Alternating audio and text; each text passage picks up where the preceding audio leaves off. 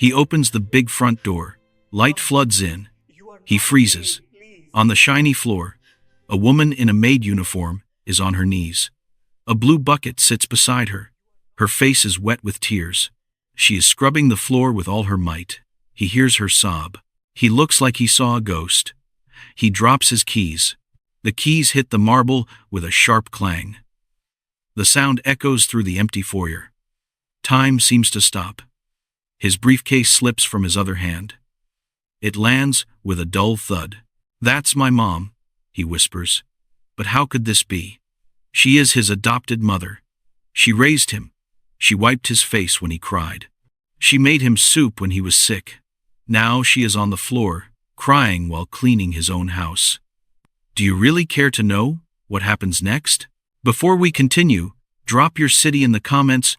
We'd love to know where you're watching from. And don't forget to like and subscribe so you never miss another powerful story like this. Now, let's continue. Julian Blake is a name people on the news say with awe. He built companies. He flew on private planes. He rents whole floors in fancy hotels. He wears suits that cost more than many people's cars. He has a big house with tall doors and shiny floors. People call him a billionaire. That night, Julian was tired. Bone tired. The kind of tired that sits heavy in your chest. He had been at a long meeting. Hours and hours of numbers and contracts and people who smiled but did not mean it. He had signed a big deal, a deal worth $1,000,000, a deal that would make the news tomorrow. He wanted to go home and sleep. He wanted to celebrate alone for a minute, maybe pour coffee and sit on his couch, maybe close his eyes and breathe. He did not expect what he saw. He pushed the door open. Light poured into the foyer like water.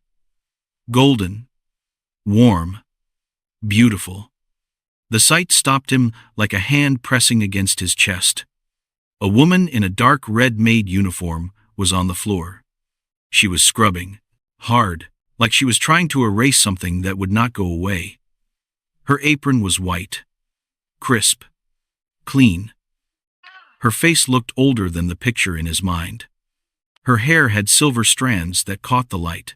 She looked small on the big floor. She looked like someone carrying the weight of the whole world on her back. Julian felt his heart pound, hard, fast, loud in his ears. He recognized the curve of her jaw, the exact angle of it. He saw the tiny scar on her knuckle, the one from when she cut herself peeling potatoes when he was 7. He heard a laugh in his head from the time she had made him toast with the wrong jam. Grape instead of strawberry. He had cried. She had laughed and kissed his forehead and said, "Mistakes make memories, baby."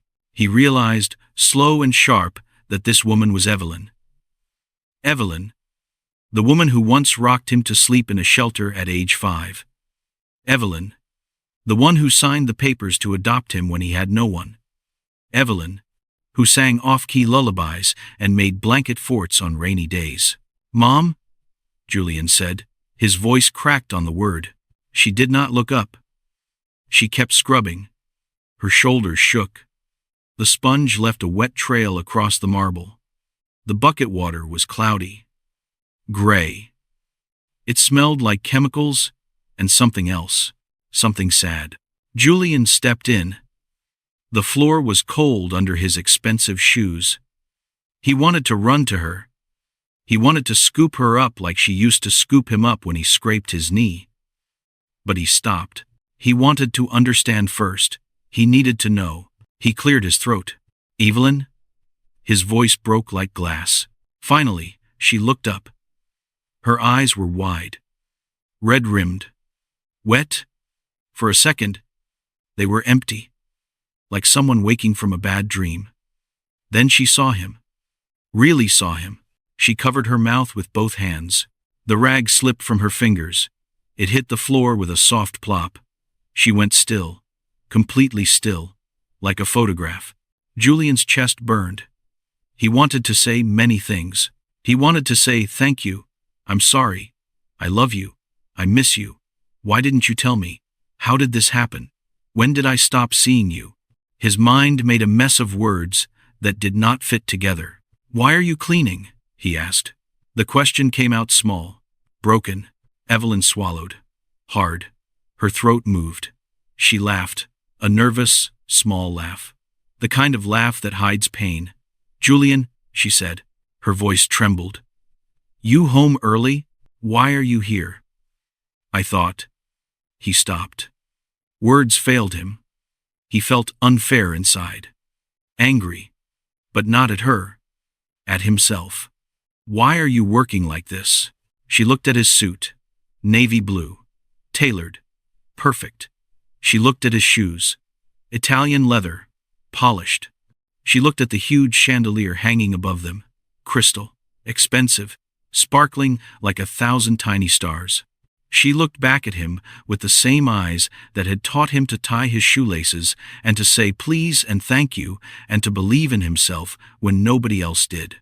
"Julian," she said softly, gently. "Work." The world seemed to shrink to that word. "Work." She said it with dignity, almost like a promise, like it was something sacred. Julian sat on the nearby chair. His legs felt weak. He watched her as she rose slowly to her feet. Her knees made a small sound. A crack.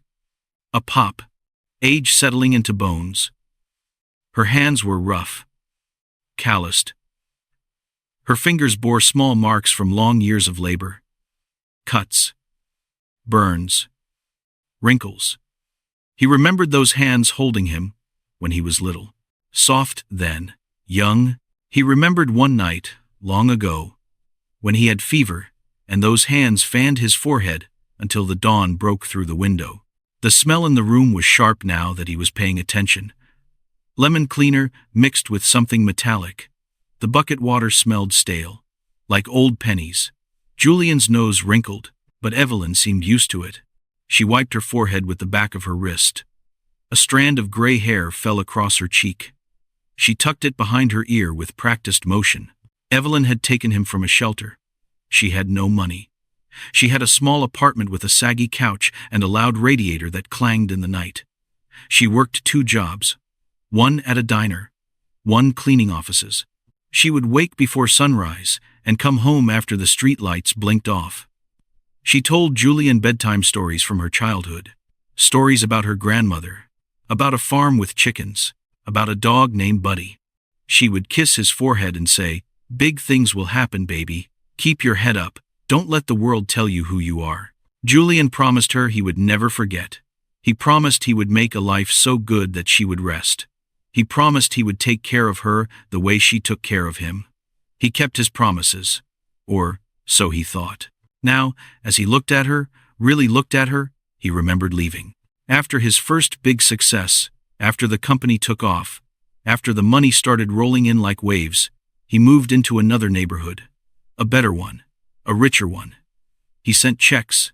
Big ones. He bought her a little house far away, in a quiet town, with a yard. He said, "Stay there. I'm doing good now. You rest. You deserve it." He thought money was enough. He thought the distance would be a kindness. A gift. Space for her to breathe without worrying about him. It turned out distance can be a quiet thief. It steals small things. Sunday dinners. Phone calls that last more than 5 minutes. The smell of a mother's soup.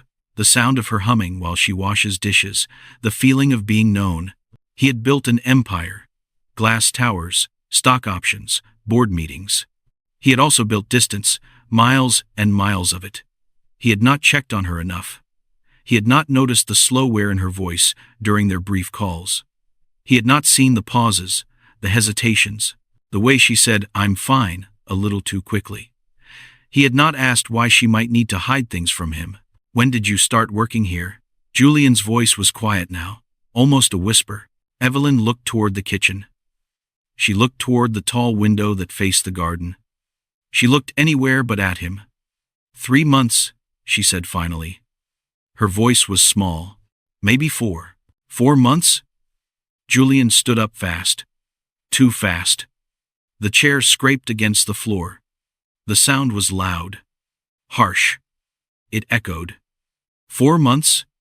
And you never told me? I didn't want to bother you, Evelyn said. Her voice trembled like a leaf in wind. You are busy. You have meetings. Important meetings. You have people who need you. Employees. Investors. Partners. You needed me, Julian said. His throat felt tight, like someone was squeezing it. You raised me. You gave me everything. You taught me how to be human. And He stopped. He could not finish the sentence. The words were too heavy. Evelyn shook her head. Tears filled her eyes again. Fresh ones. They spilled over and ran down her cheeks. No, baby. You gave me everything. You sent money. Every month. Like clockwork. You bought me that little house. You called when you could. Then why are you here? Julian's voice rose. Not angry. Desperate. Confused. Hurt. Why are you on your knees in my house? In my house? Mom? Mine. Evelyn looked down at her uniform. She touched the white apron like it was armor, like it protected her from something. Because I lost the house, she said. Her voice was so soft, Julian almost did not hear it. The landlord sold it. I could not afford the new rent. I tried. I used the money you sent. All of it. But it was not enough. Prices went up. Everything went up. Food. Utilities. Taxes. Julian felt his knees go weak. He sat back down. Hard. The room spun a little. The chandelier above seemed to sway. Why didn't you call me? Because you would have fixed it, Evelyn said. She looked at him now. Her eyes were clear. Strong. Determined. And I did not want to be fixed. I wanted to stand on my own feet. Like you taught me to teach you. Remember? I used to say, Julian, you got to learn to stand on your own. I needed to practice what I preached. Julian stared at her. The woman who had once carried him on her back when his shoes had holes. The woman who had worked 2 jobs so he could have new school supplies. The woman who sang him lullabies in a voice that was off-key but full of love. The woman who believed in him before he believed in himself. You should never have to work like this, Julian said. Why not? Evelyn's voice was gentle. Patient. Work is not shameful. I clean. I cook. I help. That is good work. Honest work. But you're my mom, Julian said. His voice cracked on the last word. It came out like a sob. Evelyn smiled. It was a sad smile. A smile that knew too much. A smile that had seen years and pain and loss. And you're my son, she said. That will never change. But I am also Evelyn. And Evelyn can work. Julian felt something break inside him. Not a loud break, not dramatic. A quiet one. Like ice cracking on a frozen pond. Like a thread snapping. Like something that had been holding him together for years finally giving way. He looked around the house. The tall ceilings. The expensive paintings in gold frames. The marble floors that Evelyn had been scrubbing with her worn hands. He had built all of this. He had worked so hard to escape the life of poverty. To give himself and her a better future. A safer one. A comfortable one. But somewhere along the way, he had forgotten to check if she was okay. He had sent money. He had bought things. But he had not sat with her. He had not asked the hard questions. He had not listened to the silence between her words. Evelyn told him the story that night. She sat at the dining table. Not the formal one with 12 chairs and fine china. The small one in the breakfast nook. Her hands held the rim of a teacup like an anchor. Like it was the only thing keeping her from floating away. Julian listened. He did not interrupt. He wanted to keep the words. He wanted to burn them into his memory. Every single one. After you moved, she began. I stayed in the house you gave me. I liked it. Really liked it. Quiet. Peaceful. No sirens at night. No shouting neighbors. I had a garden. Do you remember? Julian nodded. He remembered. He had visited once, briefly. She had shown him the tomatoes with so much pride. Red and round and perfect. But then, Evelyn continued, her voice steady but sad. The taxes went up. First a little, then a lot. The bills went up too. Electric, gas, water, everything. The neighbor's fence needed fixing, and the city said I had to pay half. The roof, oh, Julian, the roof leaked and leaked. Every time it rained, I put buckets in the bedroom. I kept saying, I'll manage. I'll figure it out. She took a breath. Her fingers trembled just a little. The teacup rattled against the saucer. Then my landlord sold the house. He said the market was hot. Good time to sell. The new owner wanted to raise the rent. Double it, actually. They said the area was getting popular. Gentrifying. They called it. I could not pay. I tried. I used the money you sent. But it was not enough. So I had to leave. Where did you go? Julian asked. His voice was tight. Strangled. I stayed with a friend for a while. Evelyn said. Betty. You remember her? She had a spare room. But I couldn't stay forever. I'm not a charity case. So I found a small room. Tiny. It was not much. Just a bed and a hot plate. But it was mine. I got a job with the cleaning agency. They paid weekly. Cash sometimes. It helped. Why didn't you call me? Julian asked again. He needed to understand. He needed it to make sense. Evelyn looked at him. Really looked at him. Deep into his eyes. Because, baby, you were so busy. Every time I called, you were in a meeting. Or on a plane. Or closing a deal. I heard it in your voice. You were tired. You were stressed. I did not want to add to that. I did not want to be another problem you had to solve. Julian felt shame wash over him, hot and heavy, like boiling water. She was right. He had been busy, too focused on building his empire to notice that the foundation his mom was crumbling.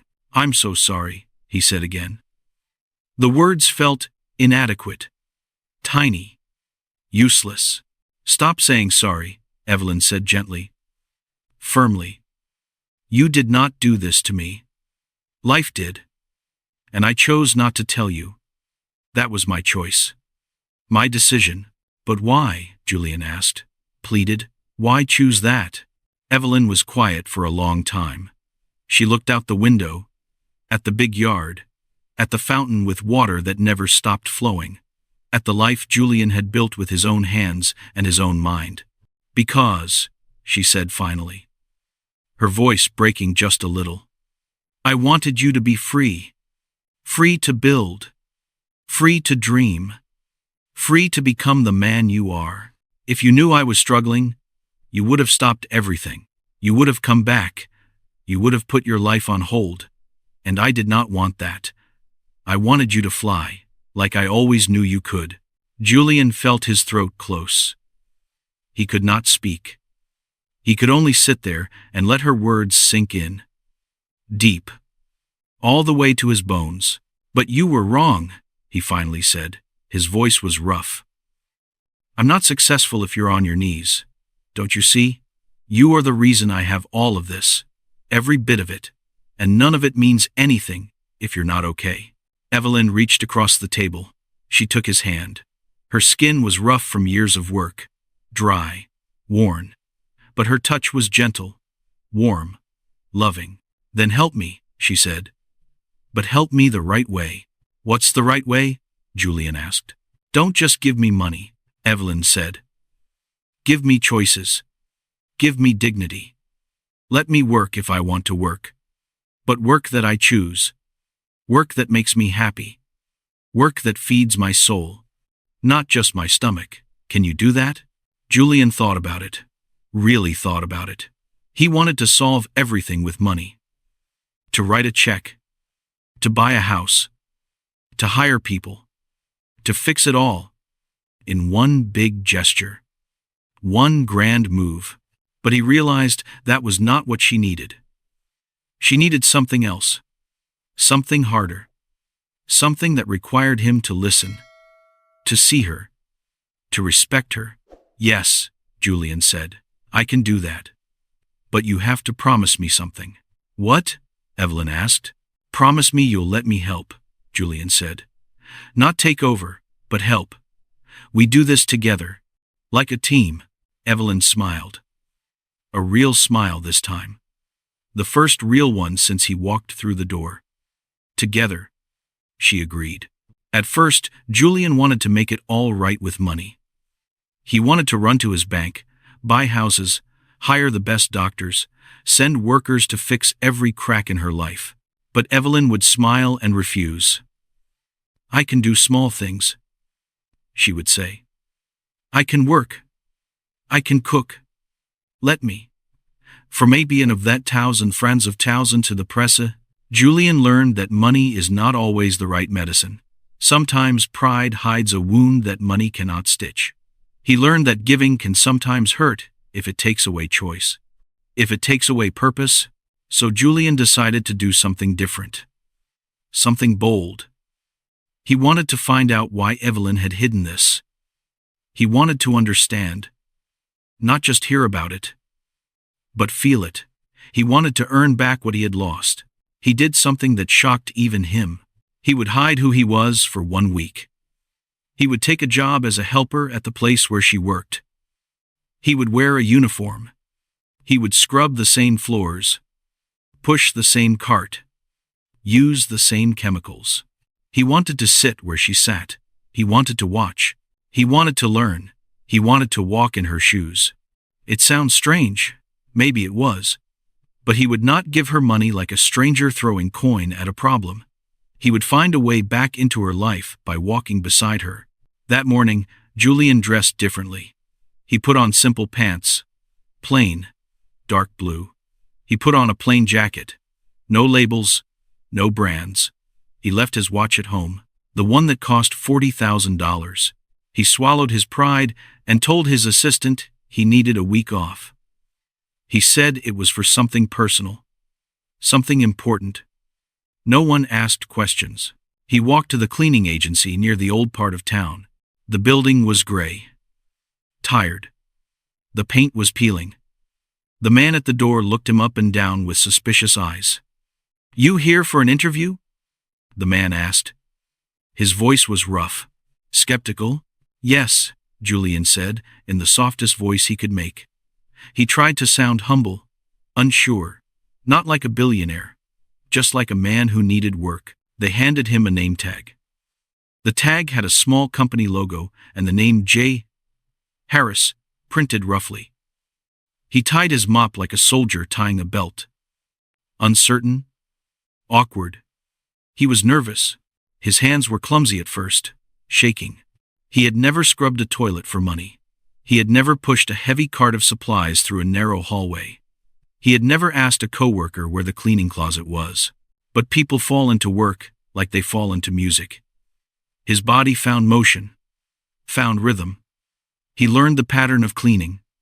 Push, pull, spray, wipe, rinse, repeat. Fold towels, replace soaps, empty trash. He bent and rose and bent again. His back started to ache on the second day. His knees hurt. His hands grew red from the chemicals. He listened. He heard other workers talk about rent, about kids, about sickness, about dreams they put away to survive. On the third day, he saw Evelyn at work. She wore the same dark red uniform. She moved with a slow, careful grace. Efficient, practiced. She smiled at him once, like a lighthouse's small blink. Recognition flickered in her eyes, but she didn't say his name. She didn't make a scene.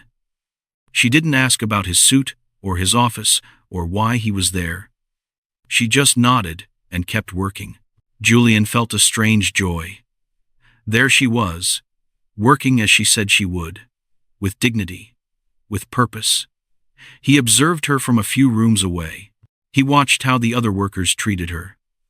They respected her, called her Miss Evelyn, asked her advice. She had years of experience that showed in the way she folded sheets and in the way she gathered trash as if it were precious. One afternoon, as a TV crew was filming a commercial in a nearby room, a child cried. The room smelled like cake and balloons and sugary frosting. Bright, happy. No one noticed a small puddle on the floor. Spilled juice. The child ran. He slipped. Julian was there in a blink. Instinct took over. He caught the child before he hit the ground. He took the child into his arms. He calmed him. "You're okay. You're safe. Shh. It's okay." Evelyn looked at him from across the room and caught his eye. For a second, the world stopped. Everything went quiet. She mouthed something. It looked like, "Julian?" But the word never left her lips, just hung there in the air between them. Julian felt his heart crack and grow warm at the same time. On the last day, Julian decided to tell Evelyn the truth. He had learned to respect the work of hands that scrubbed, mopped, and folded. He had learned that the world he built had walls that sometimes kept people outside. People like Evelyn, people who deserved better. He went home early. The big house was quiet. Empty. He found Evelyn in the kitchen scrubbing an old stain from under a cabinet. She hummed a small tune. Something familiar. Something from his childhood. He stood there in the doorway like a child waiting for a story, waiting to be seen. "Evelyn," he said softly. She turned. Her face showed surprise, the kind of surprise that wakes the heart. "Yes, Julian?" He stepped closer. He grabbed a chair and sat down like a boy, waiting for a bedtime tale. He reached into his pocket and took out the rough name tag he had worn all week. It had J. Harris on it. Worn, creased. He set it on the table like a small confession. "I worked with you," he said. Evelyn's brow wrinkled. She squinted like she was trying to see through a fog. "You? What?" "I worked as a cleaner for a week," he said. Each word felt heavy, important. "I pretended I was not me. I wanted to learn. I wanted to see. I wanted to understand what you go through every day." She covered her mouth with one hand. Her other hand held the sponge tight. Tears filled her eyes, so fast they pooled and spilled. "You did?" Her voice trembled like a violin string. "Why?" "Because I was a coward," Julian replied. "Because I thought money would fix everything. It didn't. I wanted to understand your life. I wanted to walk where you walk, feel what you feel." Evelyn laughed through her tears. It sounded like rain, like music. "You walked in my shoes then?" she said. "Silly boy." They laughed until it turned into something else, something deeper. They held hands across the table. Julian felt a warmth like summer sunlight, like coming home. Julian could have stopped there. He could have said, "I'm sorry," and that would have been enough for many stories. But this story is not about a single word. It is about two people finding a way back to each other. Brick by brick, word by word, day by day. Evelyn had many secrets. One was her pride. Another was a promise she made to herself long ago. She would not let anyone buy her love. She wanted to be loved for who she was, not for what she needed, not for what she could take. Julian understood. Finally. So, he did something both simple and huge. He did not rebuild her life in a day. He built choices. First, he fixed her old house, the one she had lost. He found the new owners. He bought it back. He sent workers who repaired the roof and painted the walls. Fresh, clean, new. He did it quietly, without an announcement. He did not want the papers to say, "Billionaire buys house for Maid." He wanted it to be just between them. Private. Sacred. Next, he bought her a small cafe. Evelyn loved baking. Always had. As a girl, she had baked cookies for a church fundraiser and saved the pennies in a jar. She dreamed of a little shop one day. Julian found an empty shop with a blue door near a small park. Trees, benches, sunlight. He told her, "Open it if you want. If you don't, I will give it to someone else. Your choice." She opened it. She painted the sign with her own name. Evelyn's Oven. She put up a chalkboard with today's specials, written in her own handwriting. She learned to use the big oven and to measure flour like a scientist. Precise, careful, loving. The cafe smelled like cinnamon and promise, like fresh bread and second chances. People came. Slowly at first. Then more. Then lines. They bought coffee and slices of bread that tasted like hugs. Warm, soft, perfect. Evelyn smiled at customers and told them stories about a boy who once spilled jam on his shirt. She talked about hope and small miracles. The cafe was not huge, but it was honest, real. Third, Julian started a small program. He hired Evelyn to teach baking classes to neighbors. He asked her to mentor young people who needed a job, who needed someone to believe in them. He said, "You teach, I will handle the money." She rolled her eyes, but agreed. Julian also made changes in his businesses. Real changes. He wrote new policies that promised better pay and fair treatment for cleaning staff in buildings his companies rented. He began a small fund to help workers like Evelyn with healthcare and classes. Opportunity. He used his money to make a small, measured difference, the way Evelyn taught him to take small steps. One foot in front of the other. He told the world a different story. In a quiet announcement, he said, "This is for people who clean, cook, and care. They make our days possible. They deserve respect." The news outlets covered Evelyn's cafe. People loved the story, the billionaire and the baker. But the real story was the quiet dinners at Evelyn's kitchen table. The new Sunday morning rituals. The slow mending of the spaces between them. The healing.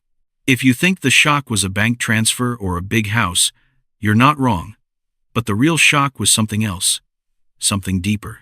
One evening, when the cafe closed, a TV producer knocked on Evelyn's door. They wanted to film a short show about her life. Her journey. Evelyn declined at first. She hid behind the door like a shy bird. Julian stood firm. He said, "Tell her it's okay. She can say no. Always." But Evelyn surprised him. She said yes. On live TV, Julian thanked her. He hugged her in front of millions of viewers. He called her Mom in front of the cameras. No shame, no hiding. Pure love. People watched. Comments filled the internet. Some said, "What a heartwarming story." Some said, "He should have done this sooner." Some were jealous. Others wept. Evelyn's face was flushed with color. She kept rubbing her hands like she was trying to warm them. She said, "I never thought the boy I held once in my arms would stand where he is. I am proud. But proud in the right way. He earned it. He worked. He cared." Then Julian did the thing that shocked everyone. He announced a foundation, not a flashy one, not named after himself. He called it Hands That Care. The foundation would fund training, small loans, and emergency help for workers in cleaning, caregiving, and food service. The invisible people. The forgotten ones. Julian promised to start with $10 million. People were stunned. Big money often comes with loud declarations, galas, red carpets, speeches. Julian's announcement was quiet and steady. It was a shock because it did not say, "Look at me." It said, "Look at them, see them, value them." But the real shock, the one that made Evelyn laugh and then sob, was Julian's next move. He handed her the keys to the cafe. Small, silver, simple. He said, "You run this. I will help. But the key is yours. The decision is yours." She could not believe it. She gripped the cold metal and looked at him like he had turned into a child again. "What will you do?" she asked. "Teach," he replied. "I will sit in the back. I will wash dishes. I'll learn from you." Again, Julian learned the taste of flour on his fingers. He learned how to fold dough and how to wipe a counter so crumbs disappear like magic. Customers laughed when the billionaire stepped behind the counter. Children pointed and asked their parents if the man was famous. He would wink and say, "Just a baker's son." Evelyn taught him patience. She taught him how to smile, even when the afternoon was heavy with tired feet. She taught him how to savor a cup of coffee like it was made of slow time. Like each sip was a gift. People came to the cafe not just for bread, but for the warmth. They came for stories like this one, about a boy who became a man, and then learned to be small again, humble again, human again. Julian started visiting more often. Every Sunday, sometimes Wednesdays, he would bring flowers for Evelyn, not because he had to, but because he wanted to. Yellow roses. Her favorite. He would sit at a corner table and write letters with handwriting that had once been messy but now found peace. One day, a young woman walked in. She looked like the woman in the picture on Julian's desk from his childhood. Hopeful, lost, searching. She said, "Are you Mr. Blake?" Julian nodded. "My mother used to work for you. She taught me how to make biscuits. She said you were kind once, before you got busy." They talked for a long time about small things like loyalty and a pie recipe that used too much sugar. The community around the cafe grew. It became a gathering place, a home. People offered to fix the doorbell when it broke. A teenager painted a mural on the side wall. Colorful, beautiful. A retired teacher ran a reading hour for kids every Saturday. The cafe became small, and the small things stacked up into something large, something meaningful. Some nights, Julian still lay awake. He thought of the week he had hidden his name. He thought of the pride that had kept Evelyn working alone in silence. He also thought of the many other Evelyns, the people whose hands make our days possible, the cleaners, the cooks, the caregivers, the invisible army. He knew he could not fix everything. That knowledge made him humble. It also made him bold, in a careful way. He wrote a letter to his employees, to his board, and to the people who followed him on social media. He said, "We will try. We will listen. We will do better. Not perfect, just better." It was not a boast. It was a plan, a commitment. Evelyn refused to be a poster. She refused to be a symbol. She wanted to be a person who could bake bread and teach kids and laugh at silly jokes. She wanted to be the woman who loved a boy and a man and never left their side, through everything. Julian realized that the best gifts are not always the loudest. Sometimes, the best gift is to be present, to wash the dishes, to listen, to ask about a day and then wait for the answer, to care. One afternoon, as sunlight hit the cafe windows and made everything golden, Julian and Evelyn sat together. They ate flaky croissants and sipped tea. Earl Grey, hot, perfect. A boy ran in, breathless, singing a wrong tune off key. Evelyn laughed and ruffled his hair. Julian watched. He smiled, really smiled. "Do you think this will be on the internet again?" Evelyn asked. "It probably will," Julian said. He smiled. "But that is not the point." "No," she agreed. "The point is this table. These chairs. The smell of baking. The people who come. The stories we share." They held hands. Outside, life went on. The world spun on its loud, messy axis. But in that small place, two people had found a way to a new story. It was not a rescue story. It was a story about respect and promise and love that changes shape but never dies. Julian had done something many people call shocking. He gave money and houses, yes. He wrote checks and made a foundation. But the biggest shock was this. He learned to be small. He learned that being small can be brave. He learned to apologize with time, not with a banknote. He learned to listen with his whole heart. Evelyn taught him that dignity is a quiet thing. She taught him that to give someone back their dignity, you must give them choices. Work, learn, lead, rest, freedom. Now I need your attention. What would you do if you found someone you love working hard, but hiding how hard things were? Would you give money? Would you make a big show? Would you sit and scrub the floor beside them? Would you open a small cafe with sticky counters and warm bread? Tell me in the comments. Which part of the story touched you the most? Did Julian do the right thing? What would you do differently? If you like this story, please do one thing for me. Hit the like button and subscribe to Emotional Stories channel. We share true feeling tales that make your heart big and your eyes wet. Turn on the bell so you never miss a story that warms your day. And one last question, do you think Evelyn made the right choice by working instead of asking Julian for help? I really want to know. Comment below. Tell me in the comments, and don't forget to subscribe.